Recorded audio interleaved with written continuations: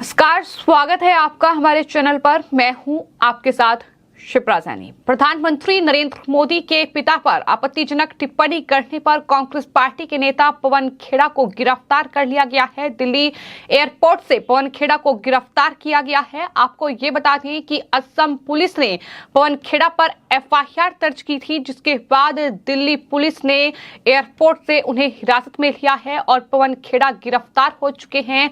जिसके बाद कांग्रेस पार्टी के नेताओं का धरना प्रदर्शन भी एयरपोर्ट पर ही शुरू हो गया है। आपको ये बता दें कि पवन खेड़ा तमाम कांग्रेस पार्टी के नेताओं के साथ रायपुर में होने वाले कांग्रेस अधिवेशन में शामिल होने के लिए इंडिगो की फ्लाइट से रवाना होने वाले थे। तभी दिल्ली पुलिस ने उन्हें फ्लाइट से उतारकर हिरासत में ले लिया। दिल्ली पुलिस का ये दावा है कि असम पुलिस की सिफारिश पर दिल्ली पुलिस ने उन्हें हिरासत में लिया है। ये जानकारी दिल्ली पुलिस की ओर से दी गई है, लेकिन इस पूरे मामले में कांग्रेस पार्टी इसे तानाशाही करार दे रही है। तो वहीं असम पुलिस के आईजीपी प्रशांत कुमार भूया ने न्यूज एजेंसी एएनआई से बातचीत करते हुए इस पूरे मामले में जानकारी दी है और बताया है कि असम के दीमा हसाओ के हाफलोंग में कांग्रेस नेता पवन खेड़ा के खिलाफ मामला दर्ज किया गया। इस मामले में असम पुलिस उनकी रिमांड लेने के लिए दिल्ली रवाना हुई है। उन्होंने बताया है कि असम पुलिस ने दिल्ली पुलिस से पवन खेड़ा को गिरफ्तार करने की अपील की थी। उन्हें स्थानीय कोर्ट से इजाजत लेने के बाद असम लाया जाएगा।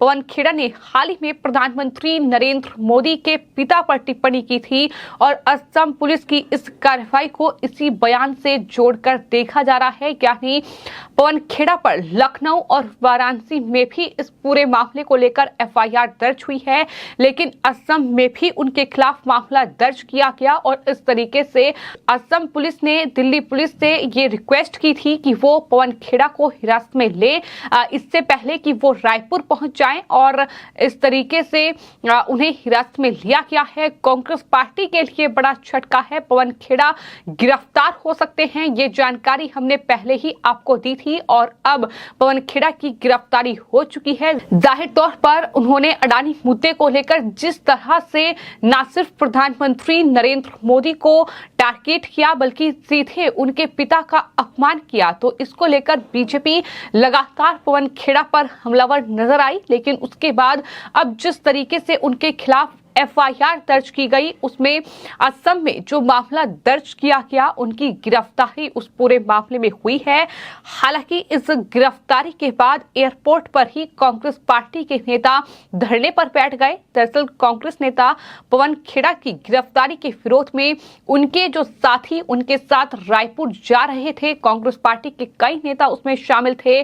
फिर चाहे वो प्रवक्ता सुप्रिया श्रीनेत हो, फिर चाहे वो दूसरे नेता हो, वो दरअसल एयरपोर्ट पर ही धरने पर बैठ गए और कांग्रेस ने इसे मोदी सरकार की तानाशाही करार दिया है। इतना ही नहीं, कांग्रेस ने इस मामले को छत्तीसगढ़ में जो कांग्रेस पार्टी का अधिवेशन हो रहा है उससे जोड़ा और कहा कि ये रायपुर में होने वाले राष्ट्रीय अधिवेशन को बाधित करने की कोशिश इस तरीके से बीजेपी और मोदी सरकार की ओर से की गई है।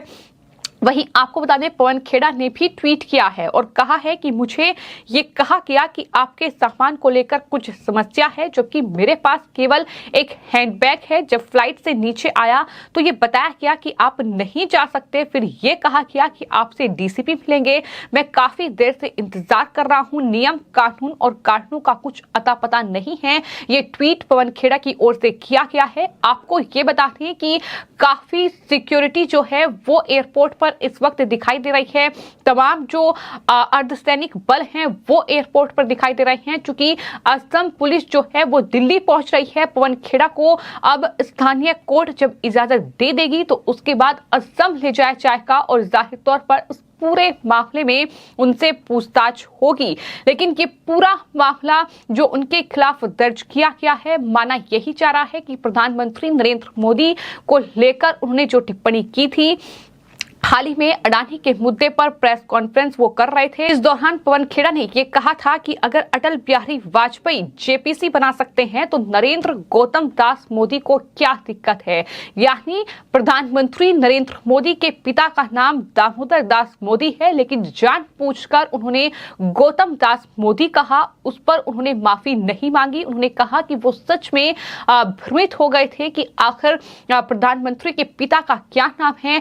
लेकिन सवाल उस वक्त ये उठे कि अगर पवन खेड़ा सच में उन्होंने गलती से अगर गौतम दास मोदी कहा है तो फिर कांग्रेस पार्टी इसे इस तरीके से हथियार बनाकर प्रधानमंत्री के खिलाफ इस बयान का इस्तेमाल क्यों कर रही है। और यही वजह रही कि उनके इस बयान के बाद खेड़ा ने आसपास जो मौजूद लोग थे उनसे पूछा कि क्या उन्होंने प्रधानमंत्री का मिडिल नेम सही पुकारा है। उसके बाद उन्होंने करेक्ट किया और फिर उन्होंने कहा कि नाम जो है वो दामोदर दास है, लेकिन काम गौतम दास के समान है। इस तरीके से पवन खेड़ा ने यह कहा कि नरेंद्र गौतम दास मोदी को क्या समस्या है। ये तमाम जो टिप्पणियां थी ये पवन खेड़ा की ओर से की गई, जिसके बाद काफी सियासी हंगामा इस पूरे बयान को लेकर देखने को मिला। और जैसा कि हमने आपको बताया कि पवन खेड़ा के खिलाफ उत्तर प्रदेश के लखनऊ और वाराणसी में भी बीजेपी कार्यकर्ताओं की ओर से एफआईआर दर्ज करवाई गई थी। उसके बाद असम में भी एक मामला दर्ज किया गया और कुल मिलाकर इस पूरे मामले में अब पवन खेड़ा को हिरासत में लिया गया है। अब उनकी गिरफ्तारी हुई है। गिरफ्तारी के बाद कांग्रेस पार्टी तिलमिलाई हुई है। लगातार उनके बयान सामने आ रहे हैं और वो इसे एक तानाशाही के रूप में देख रही है। उनका कहना है कि दरअसल ये मोदी सरकार की तानाशाही है, लेकिन वहीं सुरजेवाला की ओर से भी बयान सामने आए हैं। उन्होंने जानकारी देते हुए बताया है कि हम सभी इंडिगो की फ्लाइट से रायपुर जा रहे थे, तभी पवन खेड़ा को झूठ बोलकर फ्लाइट से उतार लिया गया। पुलिस ने हमें बताया कि असम पुलिस ने एफआईआर दर्ज की है, लेकिन पुलिस के पास किसी प्रकार का कोई लिखित गिरफ्तारी ऑर्डर नहीं है।